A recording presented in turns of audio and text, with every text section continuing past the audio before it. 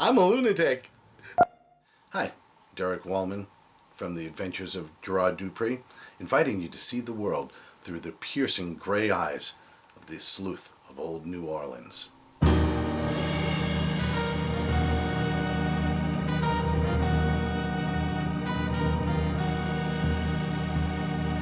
Jake Boudreau is a good old Southern boy. He probably came from a family that was not on the richer side, so he yearns to be a little bit richer. I think he's a good cop. I think he started out really, really good, and he was probably very good at doing his job. But then somewhere down the line, he found out that graft would buy him some things that he'd like. I think Jake likes the better things in life because it's status for him. And I think he's kind of gotten a little bit away from the original thought of why he got into the service, and wanted to probably protect and serve, as we say. Jake is definitely jealous. I think he would love to get out if he could get out and make money. And he sees Dupris sometimes bringing in some big money and sometimes struggling. They were close at one time. I think they probably went out for beers a lot, and they probably went out gallivanting around the French Quarter a few times, probably got into a little bit of trouble themselves. But somewhere down the line, there was a chasm, some kind of split, and Jake took a different road. I'm not sure he's really always happy that he took that road.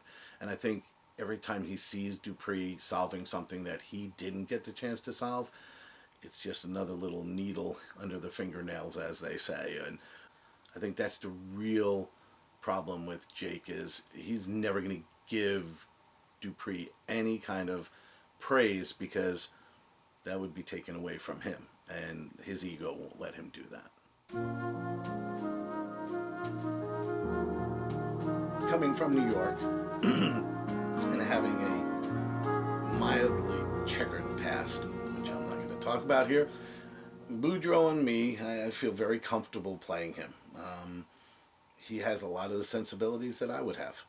Some of the insecurities he has, I might have as an actor. But I think also Boudreau likes to create his own little fantasy. And I relate to that, because sometimes you have to do that in your life. I relate to him that way too, because I think he has a past that he wasn't not so much not proud of, but wanted to be better. And from my own experience, and I lost my dad a few years ago, he always said, I want you to be better than I was. And he was a great man. So I think Boudreau feels that way too. I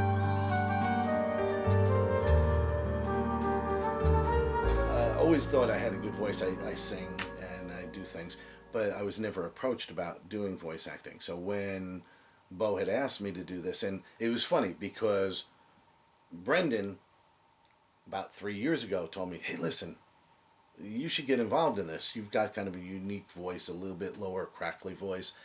And I was like, oh, well, I don't know. I wasn't too keen on it. And then I met Bo.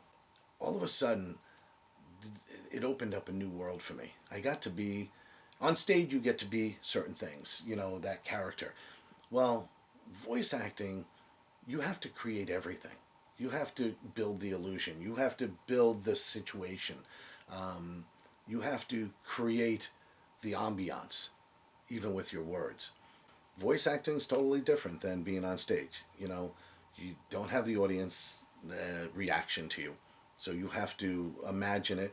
You have to also imagine your other characters interacting with you. What's their motivations for what they're saying to you, and what's your motivations to answer them back. So it is a little bit harder, but I've enjoyed it so much. I mean, I hope Boudreau doesn't get killed off anytime soon, Bo. I love what I'm doing. I get excited when I get down here. Sometimes it's hard to find the voice that you've been using all along too, and Bo's real good about getting me back to that. So I'm also taking over a part that was originally done by a good friend of mine, Patrick Zaya, who did a wonderful part. I've heard all of his, and it's a big role to fill after Patrick, but hopefully I've kept the same flavor of Jake Boudreau in there.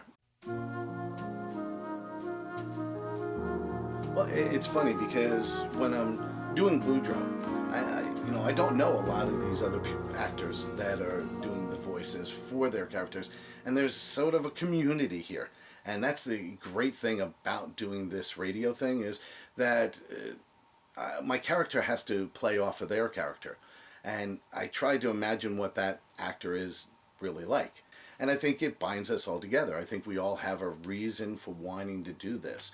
We have a love of the genre. We have a love of being actors and our voices. I think we can control a lot of emotion out of our voices. And I think it's a lost art. And I think, I feel very special that I was asked to do this, especially after Patrick. I mean, I have all the awe in the world for him. One of my favorite characters, and I'm a little biased on this, was Heather Franklin, who was in last season. Hopefully we'll see her pop up again.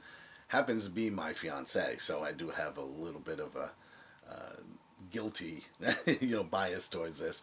But Betty Albright, I think, was the name of her character. And I loved the emotion that she was able to put in to that character.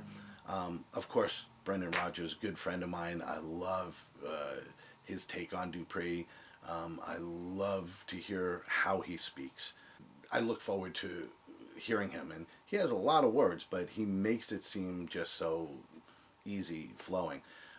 Joshua Hernandez is a good friend of mine also, and I'm really glad to see, because he came from New Orleans, so he has that tie-in to there. So when we were doing Young Frankenstein together, we talked about Gerard Dupris, because I wanted to know a little bit about the area and stuff.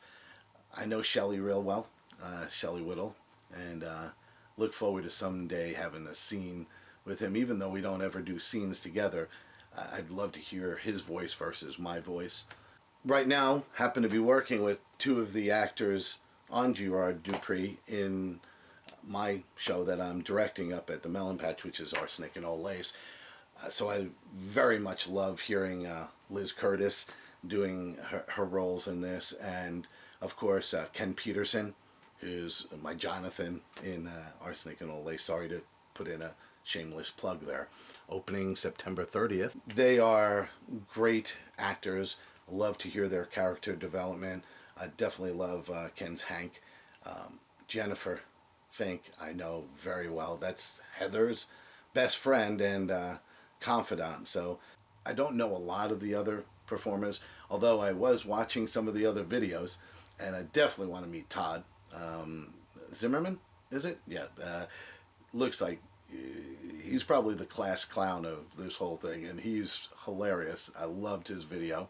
I look forward to actually someday meeting all of the actors on this, but to be able to work with some people I know and people I don't know and create a character that they can play off of, because I'm sure they hear my voice at some time and they go, oh, I wonder what that guy's like. I think that really binds us together as a very special little group or a troupe of actors and actresses that you don't find anymore.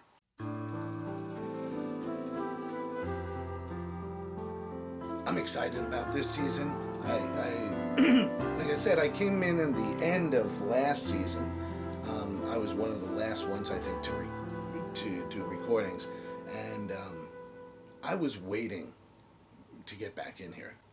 You get involved in these characters, and you're thinking about these characters when you're done recording, and you're like, what's going to happen to me next time? What is my adventure?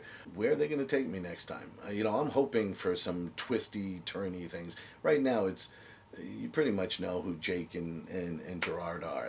They're the antagonist and the foil for that antagonism. But I think they're going to have an adventure together. That's what I really believe is somewhere down the line, maybe not this season, maybe next season, there's going to be an adventure written, and I can't wait for it. I really can't.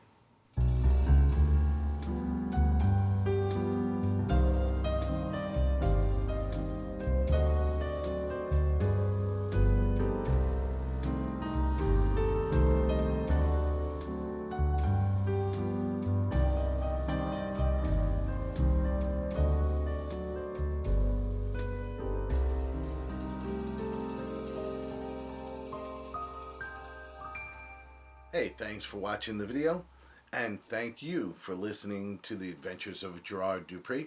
Remember to go and visit the website because we have this great gear up there. We have shirts, buttons, t-shirts, everything that you could want if you're a fan of Gerard Dupris. Don't forget to tune in to our new episodes right there. Look. Come see us.